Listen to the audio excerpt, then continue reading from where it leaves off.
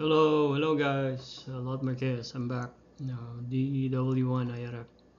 This time I want to show you the short video presentation of the Easy Term app by USAT7HO, and also connected by a TCP on the sound modem, also by USAT7HO.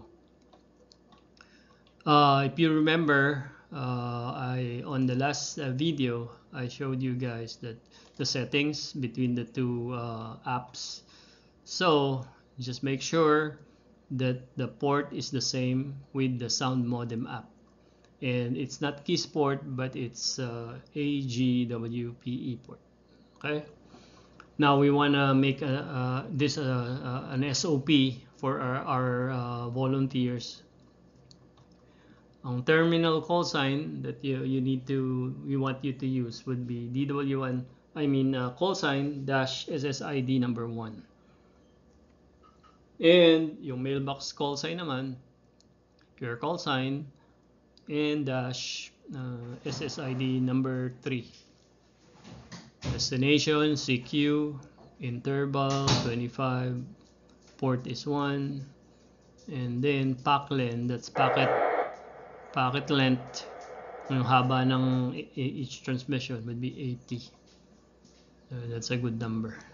Okay, so with Easy Term, you can have your own BBS, that's called your personal bulletin board system.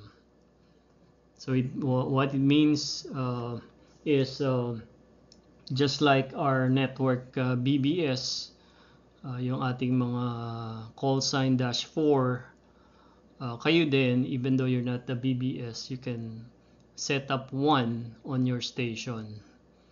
So let's say you're a volunteer for an agency, and on your Go Kit you can run PBBS, so that kung meron silang other agency na they work with, pwede na sila mag-directly connect dun sa station ninyo and leave a message directly.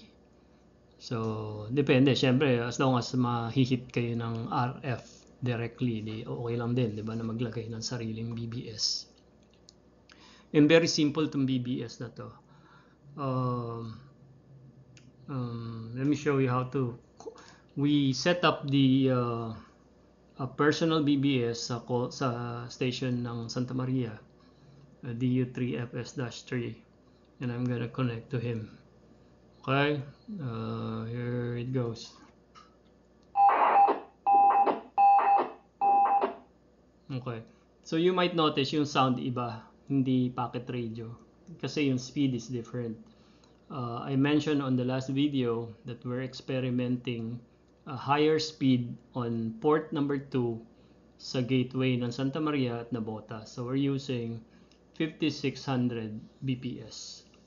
So yung normal 1200, yun, there, yung tunog na yon, that's 1200, pero yung ating kanina, that's 5600. So much faster, di ba? So okay, so again, basta may prompt na kayo na ganito, all you need to do kung di nyo alam yung mga commands is, type help. Ayun, so ayun, naulit yung prompt, tapos sinabi niya, list, LC, LL, list last, list mine, list response, last, list, hindi ko lang yung list R, yeah, and then list more than, list less than, then R, read, then read mine, yung RM, send bulletin, send personal, send response, and then send traffic. Baka list response nga ito. Let's see. So okay, so I wanna see kung merong laman yung personal BBS ni Sander. So I'm gonna say L, list. There you go, list me the message. There you go. Ito yung mga practice na messages na ginawa ko. I have one for Boyet, and a bulletin that I left, yung testing the D3FS PBBS. Let's say I want to read that. Read number 1, R1. It's a message number. So R1. Okay, so then you'll be able to read whatever that is. Mali pa spelling. So, okay. So, you want to kill that message dahil ikaw nagawa niyan, then you'll be able to K space then the message number. So let's say B, I want to log off. Okay, bye-bye, sabi nung PBBS niya. So I'm gone. Okay? So, itong PBBS na to, maraming features na you can edit the welcome TXT. Pag may nag-connect, yun ang mabibigay niya. Meron ding beacon like this. Yun. Pag nag-beacon itong station ko, yan ang lalabas. Yan ang tatransmit niya. This CQ, this is DW9-1, personal mailbox, and chat box in Nabotas. Ayun. Tapos, kung I wanna check on my mailbox, kung ano yung mga messages doon, so I'll just click on mailbox, makita ko na dito. Nandyan yung mga nakalista kung meron man. Katulad nung kay Sander, kung chinek niya yung mailbox niya, he'll see the one we listed a while ago. Ayan. Tapos makapag-respond ka rin dito, right here and on this using this app.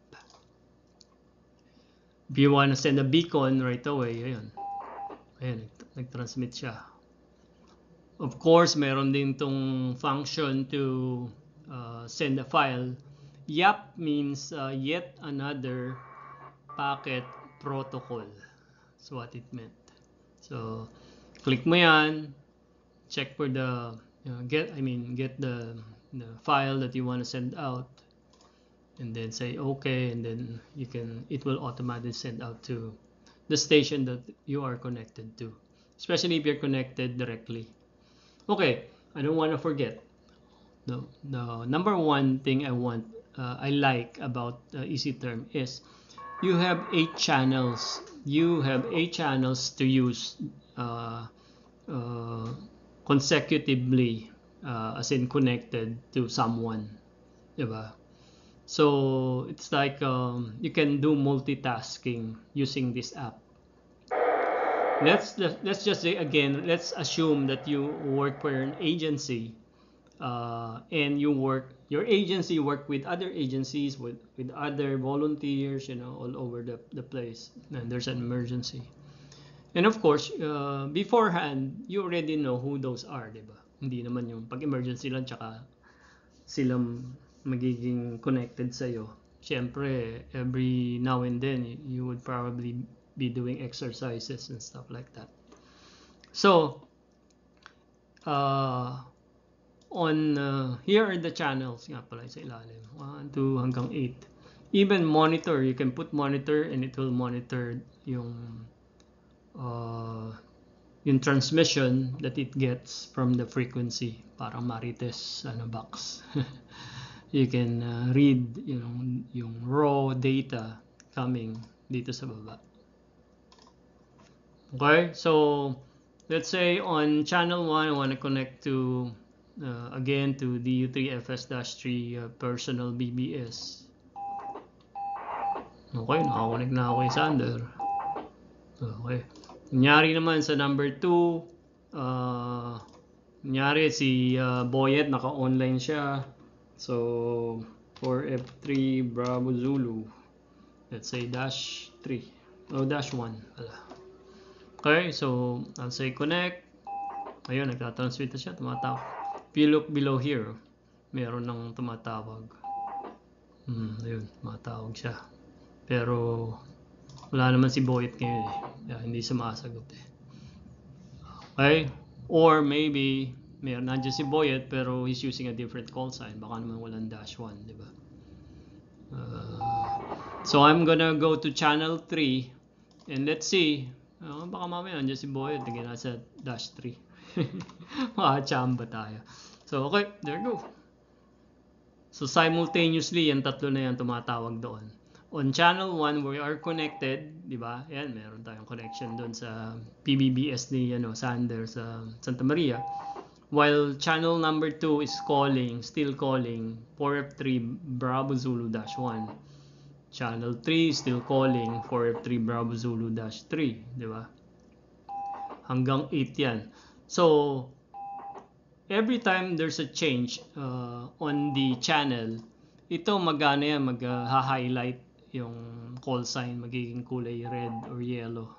If I'm not mistaken, red data. Well, anyway. So, kunyari, nandito ka sa channel 3 and then nag-send ka rito ng kung anong command. It's least last, enter. Tapos pumunta ka rito sa channel 2, may kausap ka, 'di ba? Kunyari.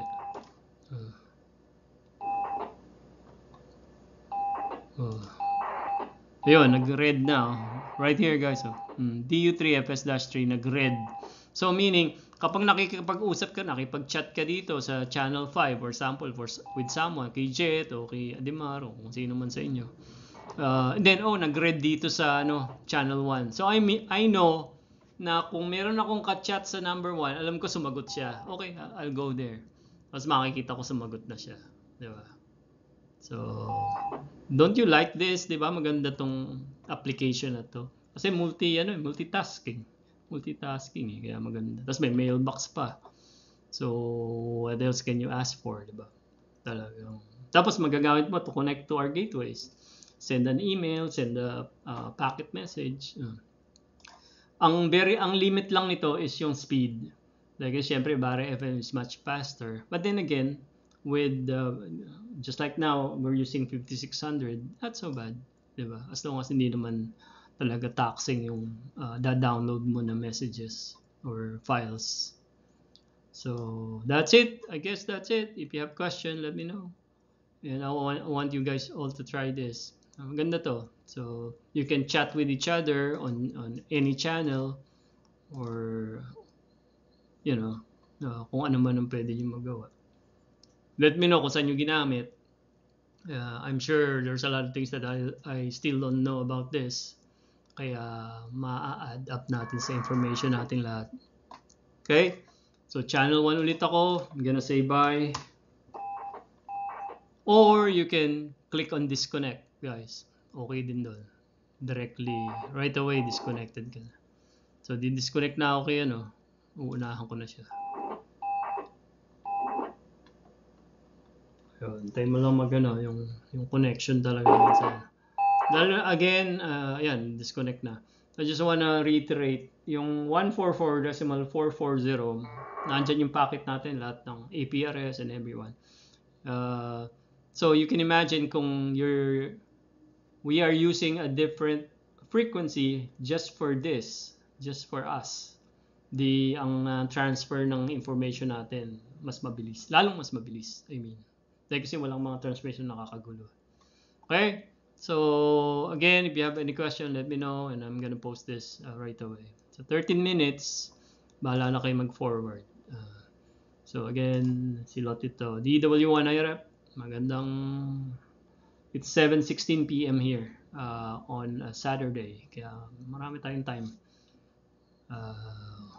We'll create more videos for you guys. So, bye-bye.